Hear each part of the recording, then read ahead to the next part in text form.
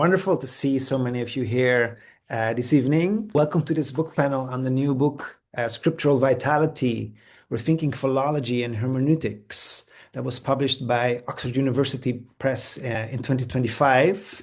And it was written by Hindy Najman, who is the Oriel Lane Professor for the Interpretation of Holy Scripture at the University of Oxford. My name is Arjen Bakker, and I'm delighted to introduce today's session organized by the Oxford Interfaith Forum. And this evening, we will hear from three senior speakers who will reflect on Hindy's book. And in the time that remains, Professor Najman will respond. So I'm going to introduce the three speakers in turn. But first, I will offer a few words of introduction. Both an honor and a pleasure to gather to speak about Hindy's new book, which is so generative for the study of Hebrew Bible, ancient Judaism, Greek Jewish literature, and Hebrew poetry, but also for biblical and Jewish studies more broadly, and for interdisciplinary discussions, especially with classics, Semitic languages, manuscript studies, literature, and philosophy. I would like to begin the introduction with a short quote from the postscript to Hindy's book. At the very end, Hindy writes, "Philology needs to go hand in hand with reading, writing, and editing. I mean by these terms various practices connected to the emergence of new text, nothing less than the history of interpretation. To adapt Immanuel Kant, historical linguistics without a history of interpretation is empty, and history of interpretation without historical linguistics is blind." So what Hindy signals here and throughout the book is the mutual dependence of hermeneutics and philosophy.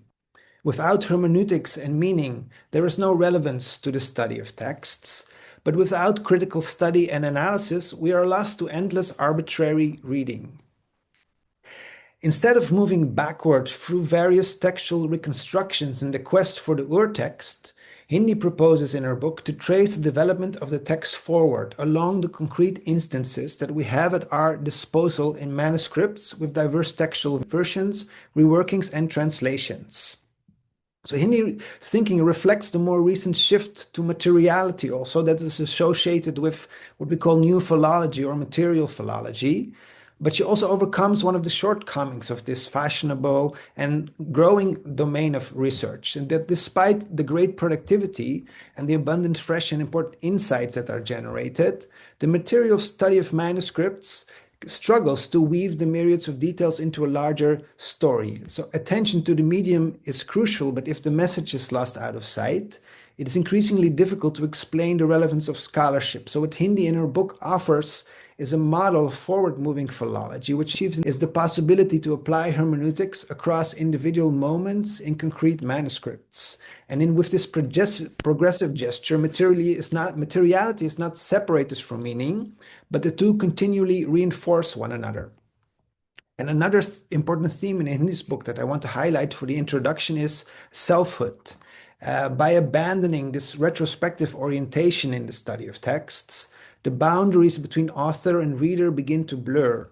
Readers play an increasingly important role in the creation of text, and this holds for both ancient readers and modern readers. So the philologist is herself a reader who needs to construct meaning out of a text, and as a reader, the philologist is firstly a subject or a self. And the concern for the formation of the text then is mirrored by the concern for the formation of the self. And this is what Hindy calls ethical reading in response to the philosopher Stanley Cavell, and whose work on perfectionism as a dimension of the moral life places special emphasis on preparation of moral action. So the work of preparation or practice consists in the shaping or unshaping of the self through narratives, images, and encounters with traditions and rituals of interpretive community. And finally, a last theme that I want to highlight in Scriptural Vitality is a theoretical concept that Hindy develops and that she adopts from the Hungarian-German literary critic and philologist Peter Sandy. So that's poetic processes.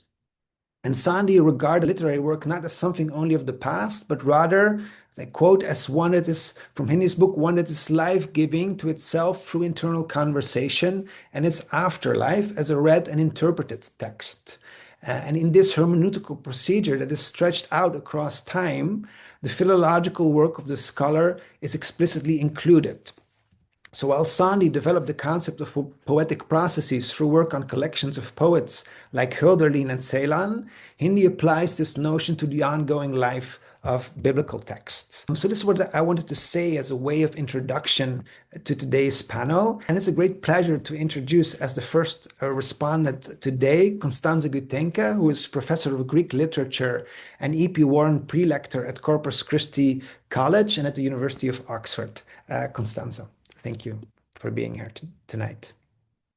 Thank you very much. It's a great pleasure to be here and talk about Hindy's book. It is a hopeful and intensely argued book to read. It is one that buoys, and it makes very clear and important revisionist, but also constructive points.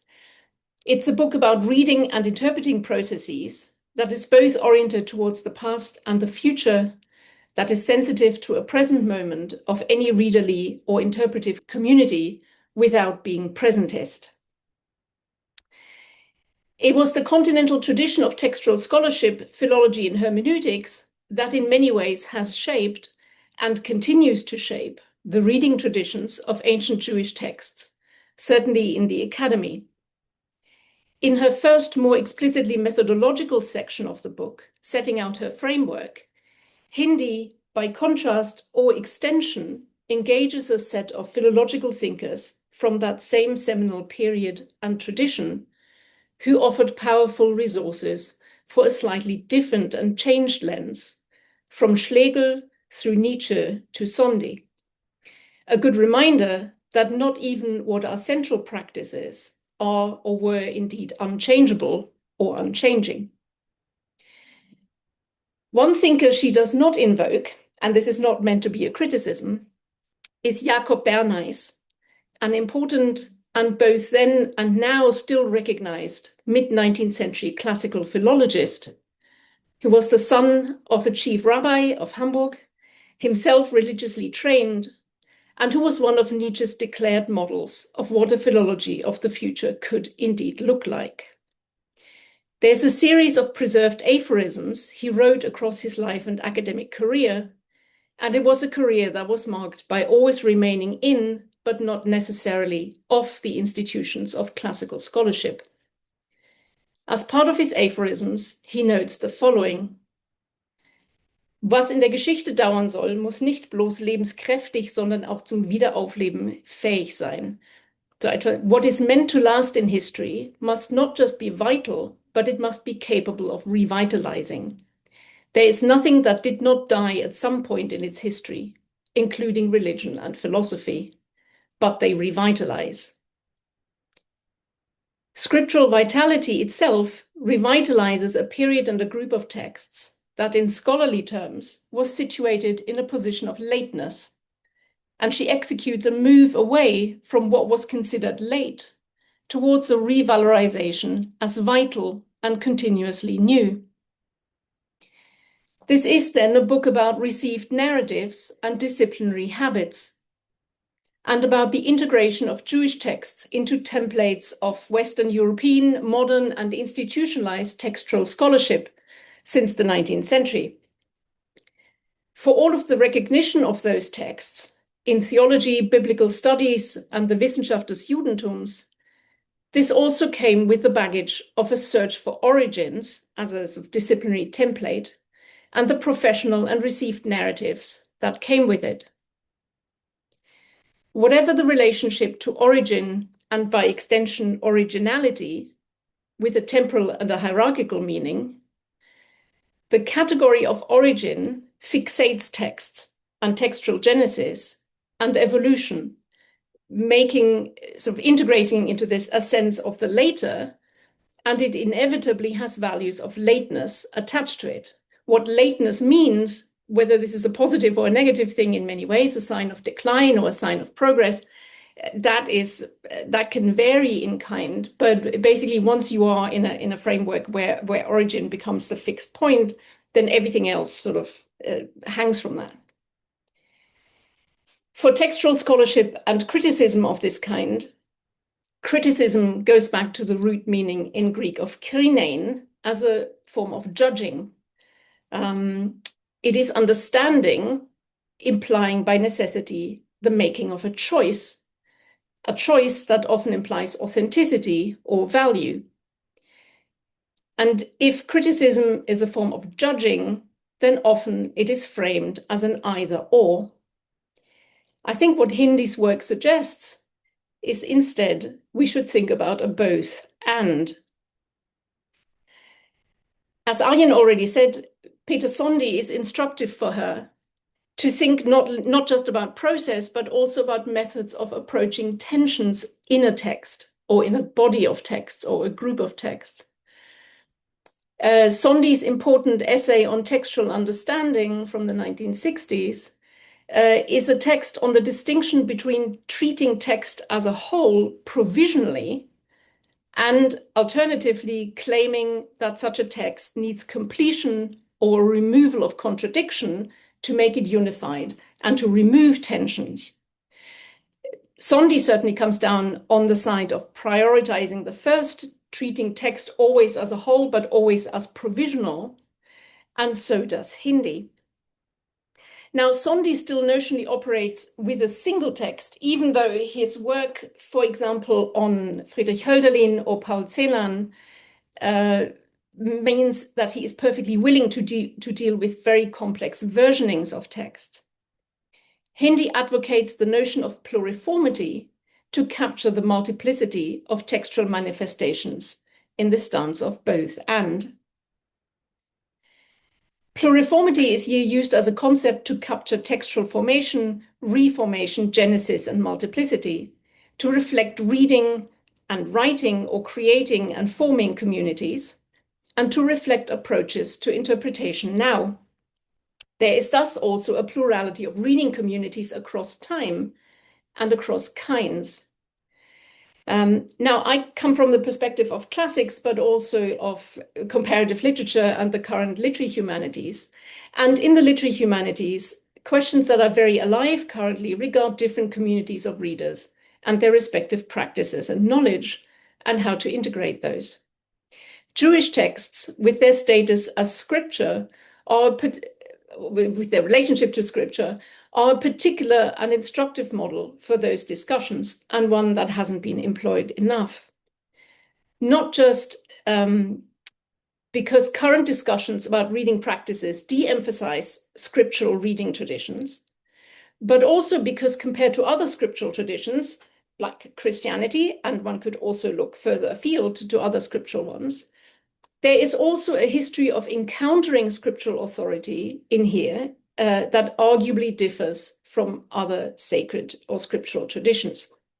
And so it is worth thinking about how Jewish reading practices are particular, or how their particularity can really inform these discussions about reading right now. A continuity of readerly traditions is at the same time never guaranteed. And Hindy's trenchant comments on rupture is pertinent here. And this is why I brought in Bernays as well, who says, there's nothing in history that didn't die at some point in its history. Whether this is rupture through catastrophe, exile, or destruction, which to an extent is built into the texts themselves, or rupture in a minor but no less significant key, when Jewish texts become the object of Christian textual criticism and interpretation and their traditions. This particular constellation is instructive for literary scholars and philologists. Though there's also a question whether it is worth, and arguably it is worth, to keep categories separate for the sake of analysis. This is categories between different kinds of reading communities. I don't read her work at all as an invitation to conflate readerly communities, ancient communities, and modern scholarly communities, but instead as an important invitation to think through the priorities of each with a view to their pliability and permeability historically and conceptually. She is absolutely right to compare ancient reading communities with those of modern scholars, and their differences are just as instructive because they raise the question of what happens at their points of intersection and how a new awareness of ancient reading practices may affect and continue to affect new ones. Peter Sondy, as Arjen said, is important for his comments on process, and I quote here from her quoting of Sondy. philological knowledge possesses a dynamic aspect that is peculiarly its own. This is not simply because, like every other kind of knowledge, it is constantly being altered by new points of view and new findings, but because it can exist in the first place only through constantly confronting texts, only through constantly referring knowledge back to its source in cognition, that is to say, by relating it to the understanding of the poetic word. What distinguishes the book, though, is that it is not simply a methodologically programmatic piece, but that it then goes into the weeds of a close, philologically astute and aware reading of texts. And here, I think, Hindy manages to strike the right balance in a way that, again, Jacob Bernays imagined in one of his aphorisms about philology and the state of philology. This is what he says. The micrological specialist examinations of philology are like a mud bath. Who stays in there longer than necessary will be dirtied by the grime of pedantry.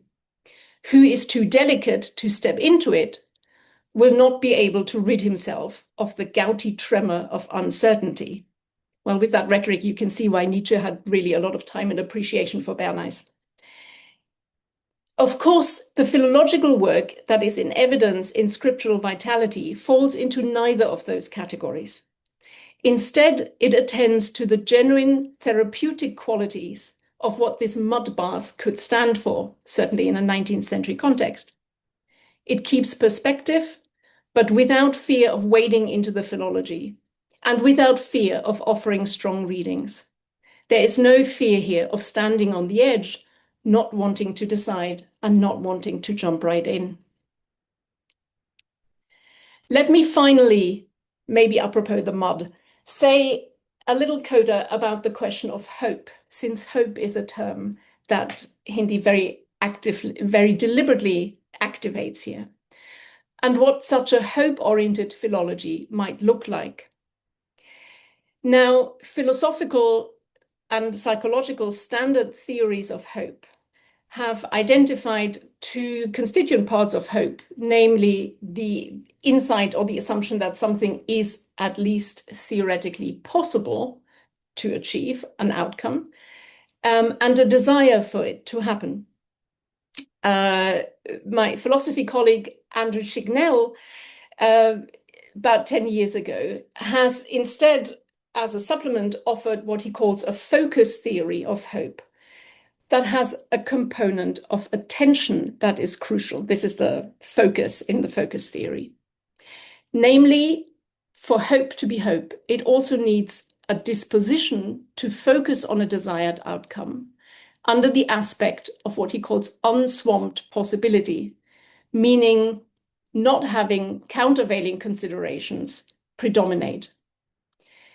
And this sense of hope as combining possibility, desire, and a focus and attention under the aspect of unswamped possibility, not letting other things predominate. That's as good a description of the focused and hopeful work of philology as can be, and it is certainly instantiated in the work at hand here. So thank you very much to Hindy for writing the book and for having the chance to comment on it. Thank you, Constanze, for this beautiful response and hopeful words. I now want to introduce our second respondent, Naphtali Meshel, who is professor of Hebrew Bible at the Hebrew University of Jerusalem. Thank you for being here, Naphtali, and we look forward to your response. Thank you, Arjen.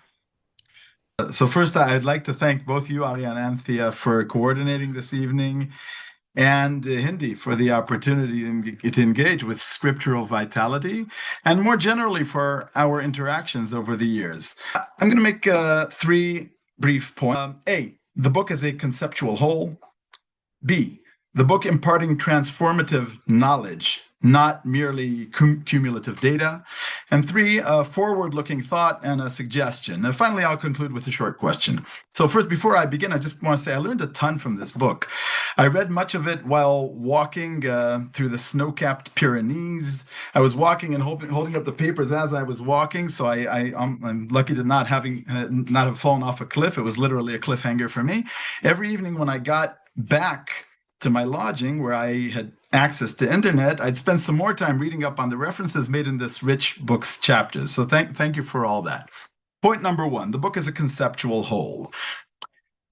Many works of the ancients, says the German philosopher and Indologist Friedrich Schlegel, as cited by Hindy on page 67, have become fragments. Many works of the moderns, he adds, are fragments from the moment of their emergence. This work is no fragment in at least two ways. First, it is a broad, ambitious, coherent whole which aims to reconfigure the way we read an entire corpus of ancient Jewish writings, primarily in Hebrew, Aramaic, Greek, and Latin. In case you haven't yet read the book, I suggest that you purchase it for £84, a mere 353 shekels, worth every shekel. Then the following sentence cited from page 6 ought to offer an idea of its ambitious scope. Hindy writes that, I'm quoting, "While I am interested in ongoing compositional practices, I also trace innovative and influential ways of thinking about textual traditions concerning," listen to this, "knowledge, deity, law, creation, and humanity." Those 5 minor topics. But she's also quick to add, in specific texts from the Second Temple period, grounding the project in concrete textual findings. The second way in which it is not only non-fragmentary but counter-fragmentary can be demonstrated from a brilliant move on page 146, one example of many. Many sections of the Hodayot collection of hymns, so this is a collection of hymns found in materially fragmentary form at Qumran, the Dead Sea, read like a supplicatory request for or description of purification. For example, I'll read it in Hebrew quickly and then in English. Tiharta, perhaps, Avdecha mikol pesha'av bahamon rachamecha laset avon v'chata'a ulechaper be'ad pesha v'ma'al. You have purified your servant from all his transgressions through the abundance of your compassion, to remove iniquity and sin and to atone for transgression and unfaithfulness. But sections, like in the 9th column, read more like a creation hymn. "V'ata shamayim, malachei kodshecha, meorot, kochavim, zikim, brakim." You have stretched out the heavens, the holy angels, luminaries, stars, meteors, lightning bolts. Hindy rejects a Gunkelian, that's Hermann Gunkel adjectivized, reading of the Hodayot, which would separate a creation hymn from those that read like an individual's prayer as different Gattungen. The author claims that such distinctions fragment the work, her words, which is all about the role of speech, ma'aneh lashon, in facilitating the transition between humiliation and glorification of the human, and what humans can imagine and conceptualize. And here I would ask, that's what fragments the work? I mean, part of the Hodayot literally looks like a pile of confetti. But yes, that's what fragments the work for Najman, who insists on reading it as a conceptual whole. Point number 2, the book imparting transformative knowledge. So while reading, I had an eerie sense that it wasn't just me reading the book, but to use the author's own metaphor, I was being read by it, and often pretty judgmentally. So this uncomfortable sense that I had can be exemplified by a series of do's and don'ts, such as A, thou shalt not say Spät Judentum, so late Judaism, but vital, young, and vivid Judaism. B, say not end of prophecy, but rather internalization of the prophetic. C, you should neither use post-biblical nor non-biblical. I've done that every day. You should just name the work. D, do not say rewritten Bible. Emo mata, represented Bible, in page 95, especially regarding Jubilees. E, one mustn't use Nachleben as afterlife, but as dynamic, continually evolving ideas. F, contradictions are not bad, they're good. And ambiguity isn't sick, but robust and healthy, page 12. And one of the author's favorite chidings, of course, seek not originary moments, but vitality as a forward-moving gesture, right? This is a major point, and Constanze was just talking about it, and Arjen mentioned this as well. Now, these are not merely linguistic twists. They're a true instance of ma'aneh lashon, where the language we use has a transformative effect on how we conceptualize our objects of inquiry. And here the author, Hindy, is very bold, and I've seen her bold in this way also in real life, but sticking to the book, she offers the reader a very clear, if at times uncomfortable, sense of what she's up against, what we are all really up against, and I'll just cite 2 examples. The first is from Robert Louth, whose name I just learned to pronounce. According to Wikipedia, the TH is voiced, so it rhymes with mouth, the verb, not with mouth, the noun. But I heard differently from other people, so don't trust Wikipedia on this. Who served as the 5th professor of poetry at Oxford University between 1741 and 1752. And this is what he says. Listen carefully. The Masoretes were possessed of so trifling and imperfect a knowledge of this subject, that is biblical poetry, that they were even incapable of distinguishing between what was written in meter from plain prose. Imagine that, page 23. The second, much more recent and hence more ominous, comes from a theologian whose name I invite you to meet in the book, in a book titled, I'll just say it was from 1952. I don't want to badmouth people who were until not so long ago still alive.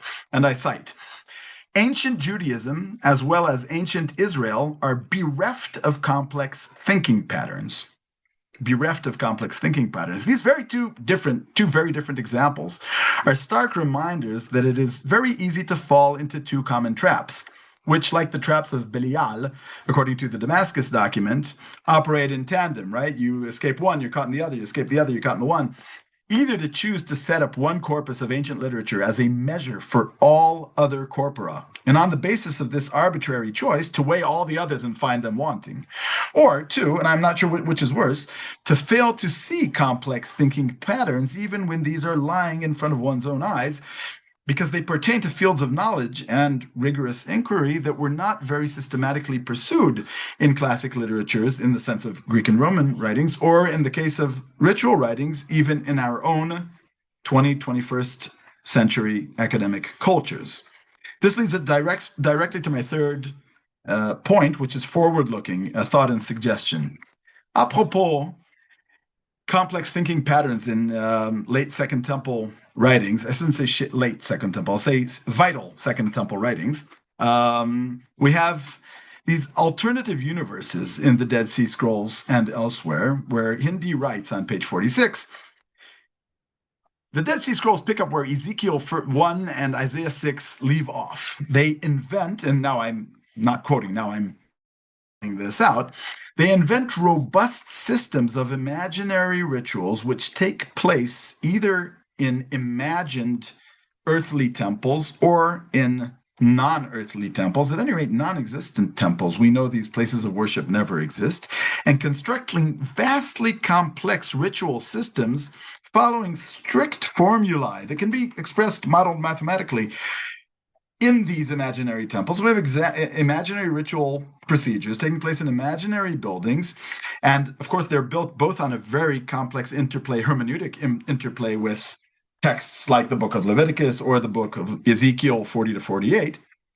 But they're also based on sort of an internal continuity, I would call it a fundamental science, perhaps, of ritual that can be called from these texts, or maybe an underlying grammar of these texts. And Hindy, you know that these are topics that interest me a whole lot. And I would say if there's one domain in late Second Temple writings where we find maybe the most vital and the most intellectual energy going into creating new systems out of the remnants of the old, this would be possible. I think without doubt, these very complex ritual systems. I think something comparable to this I can only find in further afield, maybe not in our immediate neighborhoods of the Dead Sea and of but rather, or the Mediterranean, but rather in South Asia, in Indian Sanskrit texts, where the life of these imaginary rituals and these robust and lively texts, which keep on inventing new complex rituals, like Tohorot for purities, for Ketorot, or like the Temple Scroll, which you mentioned once or twice, but they're not the focus of the book, or like the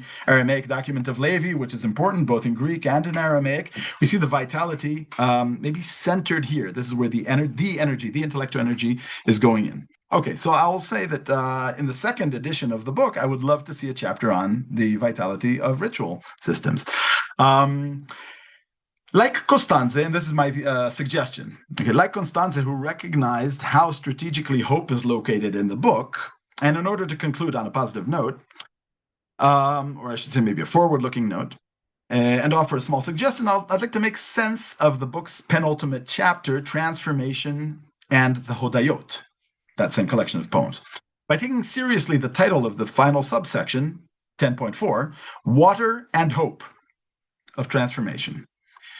Hindy compellingly demonstrates how Hodayot creatively employs language and ideas found also in Job, Genesis, Isaiah, and many other writings to convey the power of water as an agent of destruction and also of hopeful transformation, which comes as a surprise to us, being so used to reading Qumranic literature as darkly deterministic. I'm not saying that it's not. The two main nouns in this section's title, water and hope, are connected, I think, by more than an abstract association, the association made explicitly. I would suggest that they're verbally present in the phrase mikveh, which is actually quite central to the passage cited on page 148 from Hodayot 11, 20 to 25. I'll read it in Hebrew and then in English. Va'edea ki yesh mikveh la'asher yatzarta me'afar לסוד עולם, ורוח נעבה טיהרת מפה שעריו להתייצב במעמד עם צבא קדושים. I know that there is hope, mikveh, for one whom you have formed from the dust for an eternal counsel, and a perverted spirit you have purified, tiharta, from great sin, that it might take its place with the host of the holy ones. So mikveh, of course, in biblical Hebrew means hope. Jeremiah 14:8, 17:13, 57, especially Ezra 10:2, whose yesh mikveh is echoed verbatim in the Hodayot. But it also denotes, of course, a water reservoir, as in modern English mikveh. Genesis 1:10, right? Or mikveh mayim karayamim, right? God calls the reservoir of waters the oceans. Exodus 7:19, and especially Leviticus 11:36, which is critical here. But a spring or a cistern holding water, mikveh mayim, shall be ritually pure. Yeh tahol. And also in artificial ones, as in Isaiah 22:19, although the word there is vocalized mikvah by the Masoretes.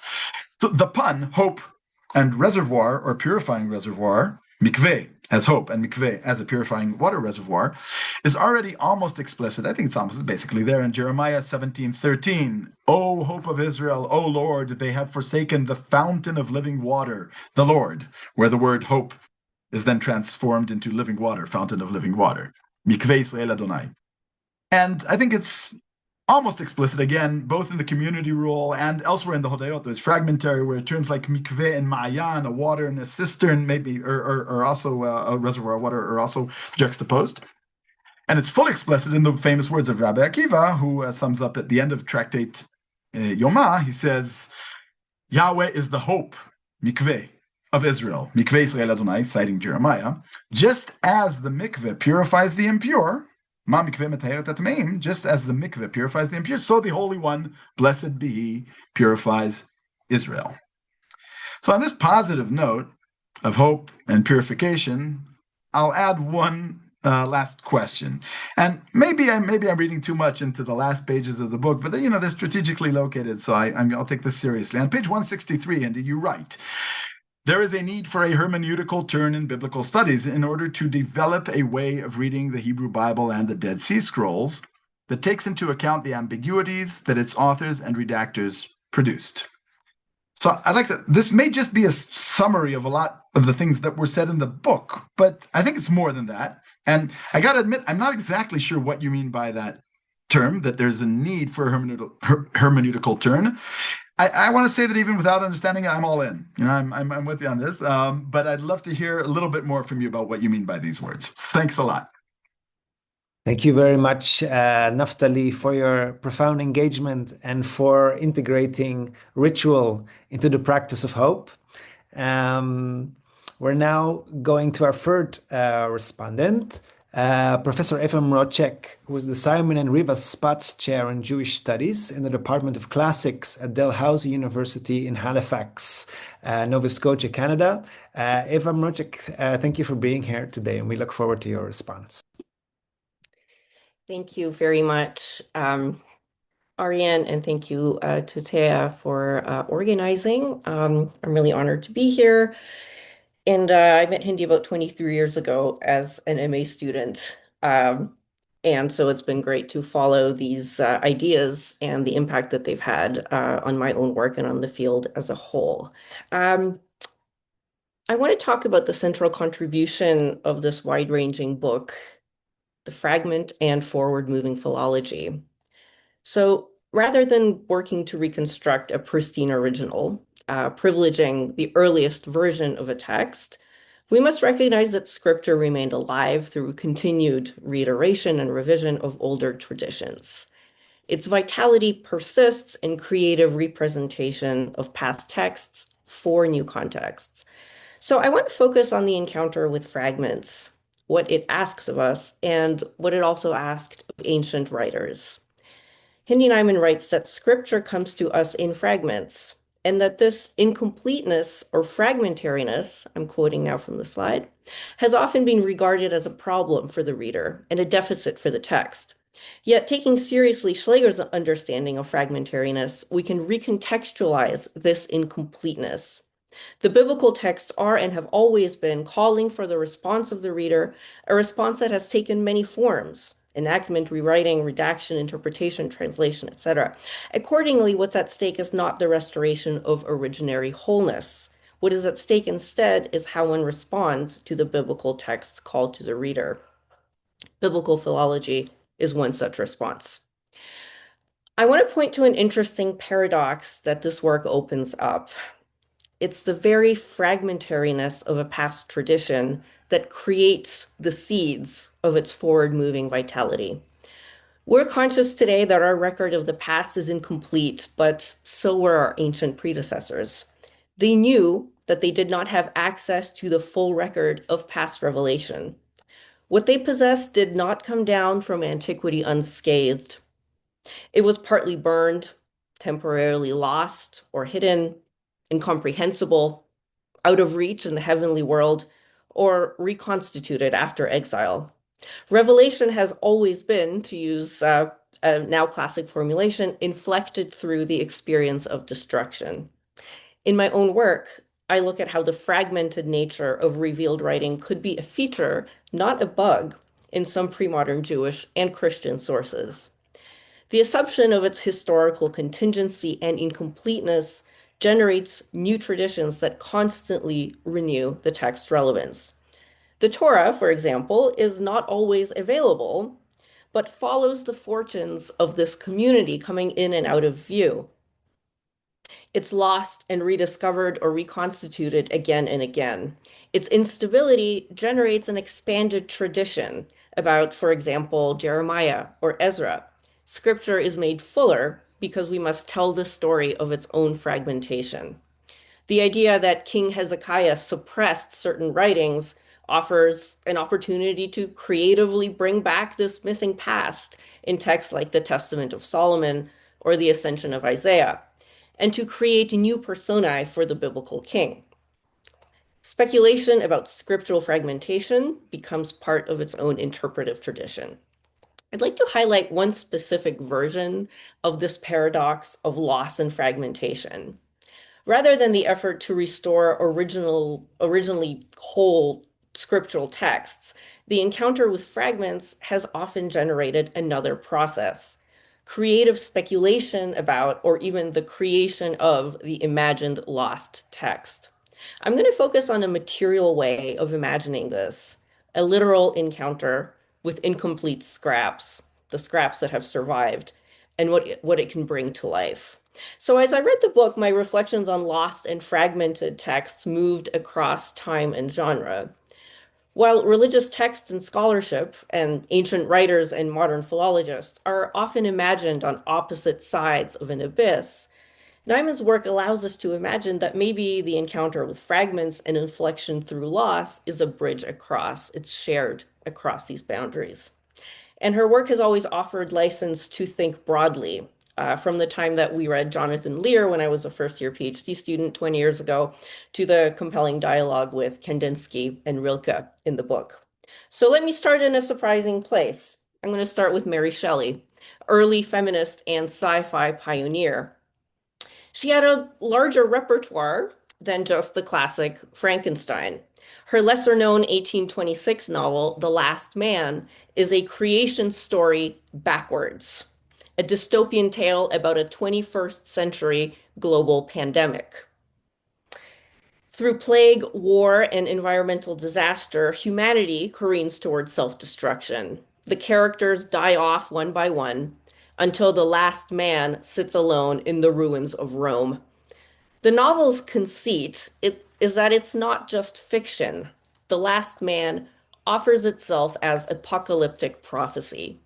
And it begins with a frame story about its own discovery and transmission. This prophecy of a 21st century cataclysm was discovered in fragments in a cave near Naples in 1818. This is Shelley.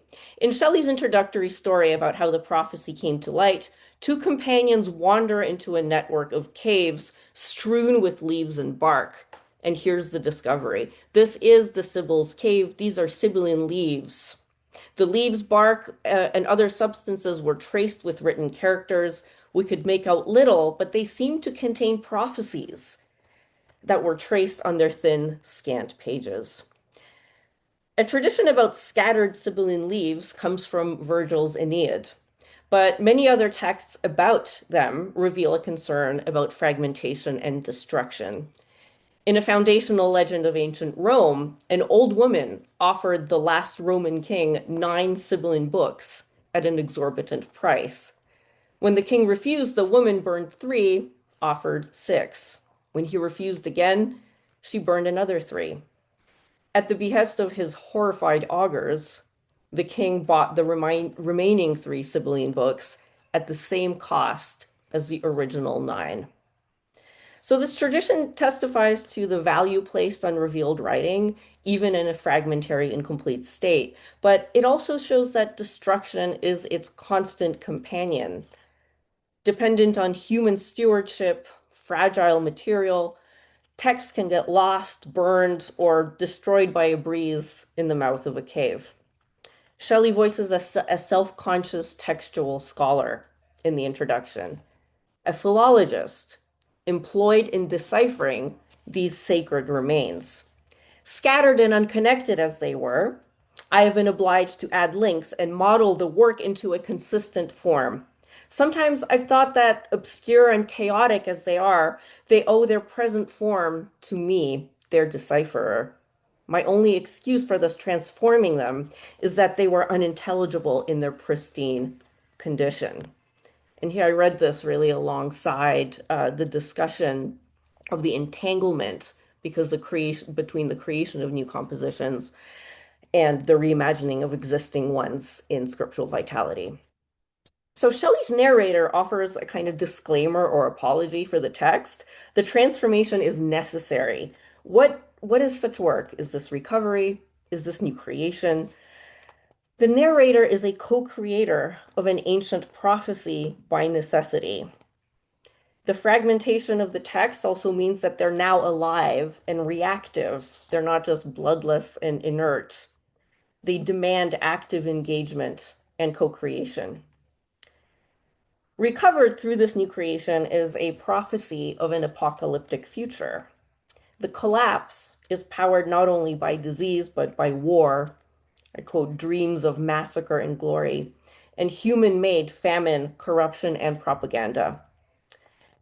Critics have recognized in The Last Man, named Lionel Verney, an avatar of Shelley herself. Her writing about global loss reflected her own losses. Shelley traveled, of course, as we know, in an influential circle of romantic poets and intellectuals, and one by one, all her friends died. Her sister died by suicide. Only one of her 4 children survived. 2 died as babies, 1 as a 3-year-old. A miscarriage nearly killed her, and soon after that, her husband, Percy Shelley, drowned in a boating accident. In her Journal of Sorrows, as she called it, she writes, "The last man, I may well describe that solitary being's feelings as the last relic, my companions extinct before me." And the day after she wrote that in her journal, the last member of her circle, Lord Byron, also died. And yet, The Last Man is not a novel of complete despair, but it's also not about hope. Sorry. Shelley's post-Anthropocene world returns to a lush Edenic state.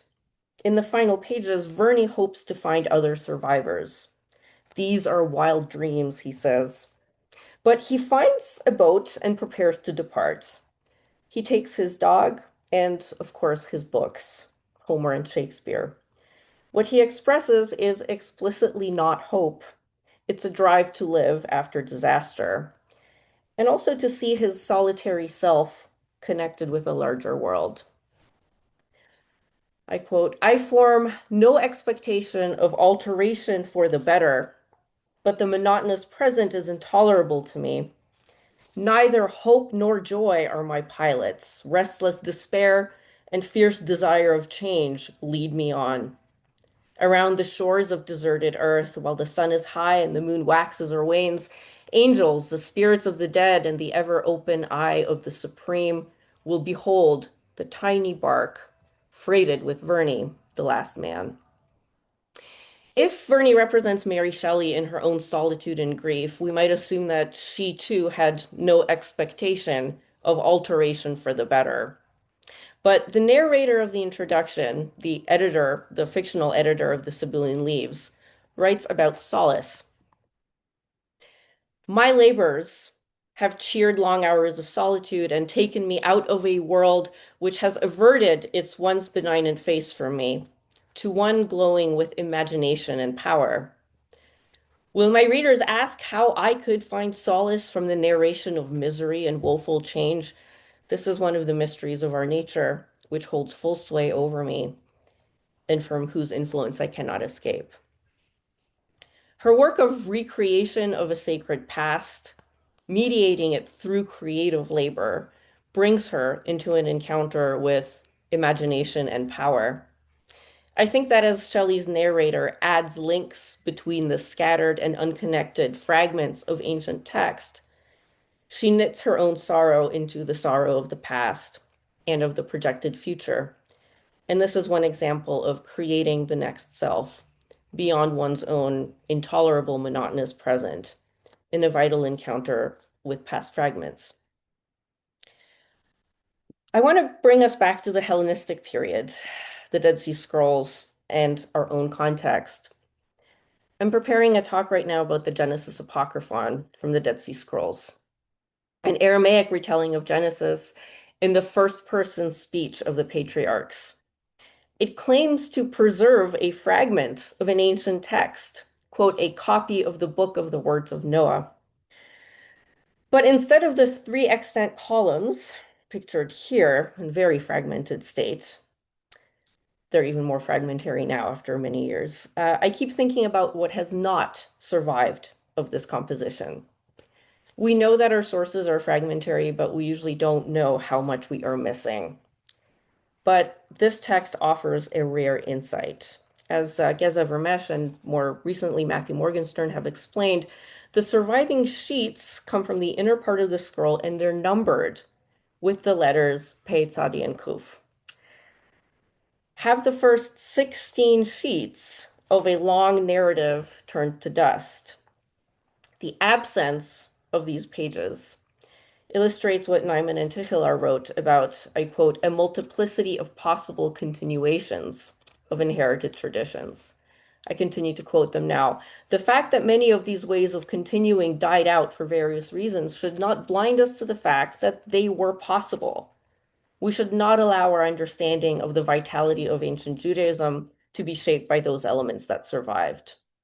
So I find this reminder very compelling. Marking paths not taken continues in later rabbinic texts, which preserves minority opinions that were not accepted as halakha. There's even rabbinic texts that ask why and suggest that maybe one day the rejected opinions will return to be useful in a future ruling. In Hellenistic texts, a general awareness of a much larger, earlier repertoire of revelation, hundreds or thousands of compositions that are indexed but not extant, I think created fertile ground for writing some new texts into existence to fill those gaps. And to close today, I want to ask a few questions. If an awareness of loss or fragmentation allowed for new creativity in antiquity, what does our own concrete material awareness of what has not survived allow us to do as philologists? And here I want to think more and hear more about how to talk about an affinity between ancient creativity and contemporary work in response to the incompleteness and fragmentation of the text, kind of following up on what Constanze spoke about earlier. How do we think about ourselves in relation to the writers of the texts that we study? who are not only our objects of study, I think, but maybe also our predecessors in encountering a fragmented past. Second, and closely related, how broadly and how late can we map scriptural vitality? The major intervention here is into Hellenistic Judaism.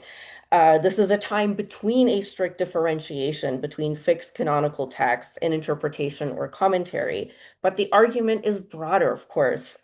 So what changes when new texts begin to use the form of commentary, differentiating between something with more fixity in some ways and new creative work that retains older words, but in a reimagined way still? I'm thinking, of course, of Midrash, right? But does this line of thinking also let us forge new intellectual connections with what's been called contextual biblical interpretation, which is often opposed to the historical critical, often taken less seriously in some circles?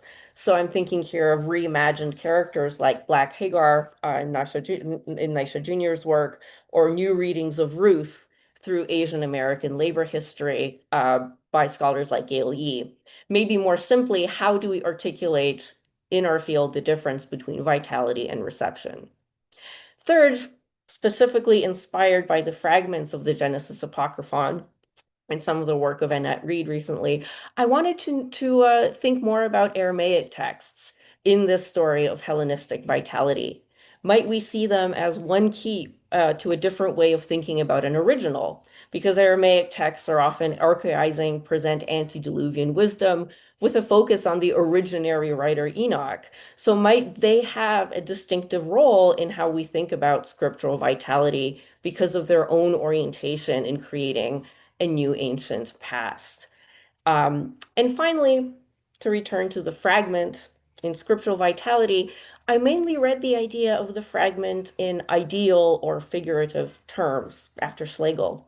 But of course, here are physical fragments that we work with, and a major focus is the Dead Sea Scrolls.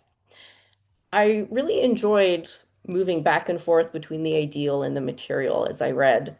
And I'd like to think more explicitly about the material literal encounter with fragments and what it means to have a visual illustration of absence and how one is then called to respond. And so to this end, I turn to one of the book's most striking moves, the invocation of Rilke's Apollo's archaic torso in chapter 4 on the self and the fragment. Never will we know his fabulous head where the eye's apples slowly ripened. And we end with the torso of Apollo seeing the viewer and somehow saying, you must change your life. The viewer, Najman writes, who sees it as a fragment, hence as part of an absent whole, is called upon to complete it. And in hearing this call to complete the torso, the viewer hears the call to complete herself. I find myself called by the last 16 sheets of the Genesis Apocryphon. So how do we respond? Thank you. Thank you, Eva, for your rich literary and poetic response. And now, for the final part of the evening, I want to give the words to Hindy for her response. Thank you. Thank you very much for those wonderful comments and readings of my book, which I found very inspiring, very moved, and very full of thanks.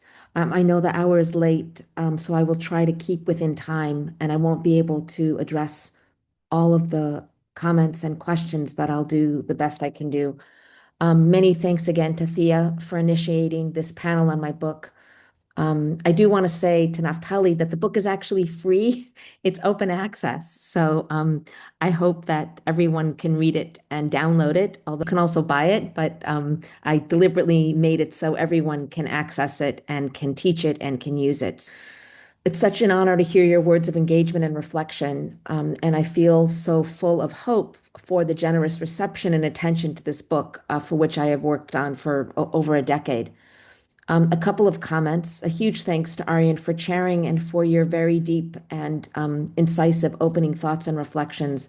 Constanze, Naphtali, and Eva, let me respond to some of your points briefly. First, in response to Constanze, what is alive is capable of revitalizing. And I just spoke a few days ago about Genesis 1, 11, eights pri o sapri, the way in which the fruit and the fruit trees continue to revitalize themselves. And I'll come back to this at the very end, but to separate the past and the present is also to problematize our assumptions of our own and also those of antiquity. I love the phrase hope-oriented philology. Hope, or elpis, or tikva, is for the conceivable, which is beyond the agent's power. And radical hope, to quote from Jonathan Lear, is for that which is not even currently conceivable, like techiyat hametim. That is part of the hermeneutical turn, which I will respond to in a moment. That which we don't yet do, we can't yet articulate. It might be helpful to mention 4 models of philology. One I criticize is philology that can only study a corpse, that can only dissect a text, so it necessarily has to kill it if it's still breathing. A second is a philology that studies that which is dead, but finds it through a kind of nostalgia, which was alive, longing, if you will.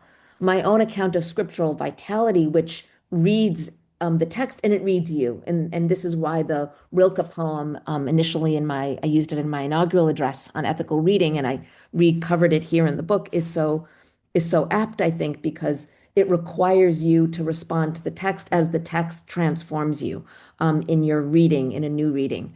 The Bernaysian resurrection, which Constanze generously suggested, is not my argument, but it might be closer to Rosenzweig, a kind of new inspiration, a new genius, and new scripture. But it might not be, it might be something that I'm gesturing towards. In fact, also Benjamin Pollock suggested this in a recent response to the book, like your account of Bernays. Thank you. Naphtali, thank you for your thoughtfulness. To be sure, a composition which is alive to its past or its history and its future or its reception is also not to dissect the text. This conceptual whole is not that there isn't a history, but that we can make sense of the creative assembly of Second Temple writings.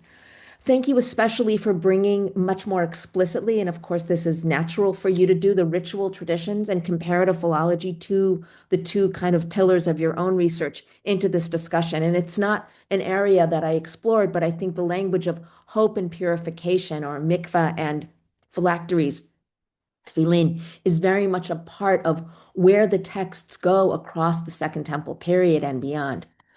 Very briefly, to say what this hermeneutical turn is, what am I calling for, is really to ask us to rethink our past, to stand on the shoulders of giants of the history of scholarship and return to the texts and critically evaluate both the presuppositions of the field in which we live and breathe and we are trained and we train our students, but also to ask critically about what kinds of presuppositions were made and what the limits are. The limits are about findings like the scrolls or the Chirogeniza or the Oxyrhynchus papyri or the Chukok mosaics or the new discoveries in Second Temple synagogues. But the limitations are also our own critique of the field. And this is very much building both on what Constanze and Naphtali did, which is to open up the discourse of the humanities into biblical studies and then to respond with texts and read them anew, all along understanding their history of composition. So it's not in any way to abandon history or to abandon critical thinking, but to read in light of all of that. Ava. So, and also on ambiguities, which I don't have more to say now, but these ambiguities in reading are part of the life and breath of the text themselves. So how do we talk about an affinity between ancient creativity and contemporary work in response to the incompleteness and fragmentation of the text? What I'm hoping is that we come to be more in tune with ancient creativity than those who seek the ancient ur-text. Yet there's still historical alienation, of course, of contemporaries. How broadly and how late can we map scriptural vitality? Well, of course, it continues and takes ever-changing forms distinct from scholarship, and it doesn't stop. You're absolutely right, Ava, that fragmentariness is a feature, not a bug. And to focus on explicit, fragmentary texts. And here, I actually meant both the physical fragment and the notion of fragmentariness of knowledge. So I'm both thinking about what we need to complete. For example, to complete the Genesis Apocryphon is to imagine columns that we don't have and to use what we have to build or to imagine texts, which we can't do. We can't complete, and that incompletion doesn't mean we can't read. We can imagine, but we can't read the text that we've lost. But we have to study and understand in a humbling way necessarily the fragmentation of our own knowledge, the incompleteness of it, but also to think about the physicality of fragment, to meditate on it, or even to sing about it.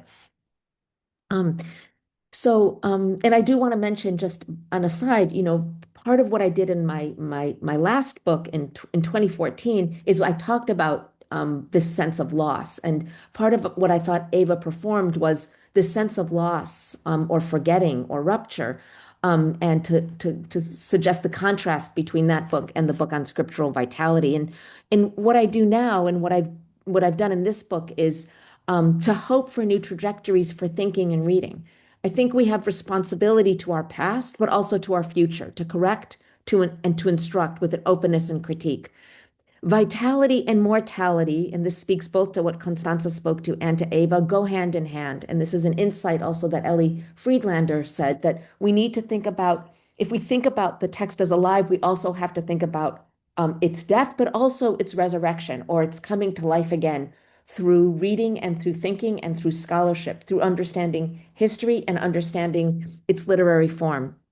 And this is done, I hope, through a determination to continue to learn and to reflect.